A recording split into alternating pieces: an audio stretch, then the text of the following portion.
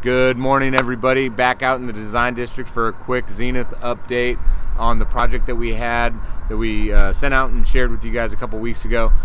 So now the building has been sealed, which is what we talked about during that first phase. We need to seal the building to prevent moisture from getting inside, so that way we could keep everything that needs to be outside, keep it outside, keep all the human activity on the inside, right? That's what we want to protect, and that's what we want to preserve. We want to be able to preserve the longevity of the asset. The next phase after that, which I'm really excited to give to you after we do all of this, we're going to be moving to the coating portion, so I can't wait for you guys to see that. But right now what we've completed is we've completed all our sealant joints, and that's control joints, as well as glass to frame and then frame to brick.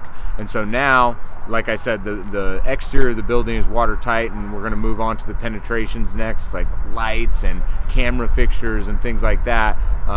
Maybe some electrical conduit that's outside of that brick. We want to make sure everything's sealed, so when that coating goes on, we know that nothing's going to continue to get inside. We're also working on some handrails behind me. The customer wants them to match the building. It's going to look really sharp. We're going to get rid of that white. We're going to bring that tone down, get everything matching and looking real sharp.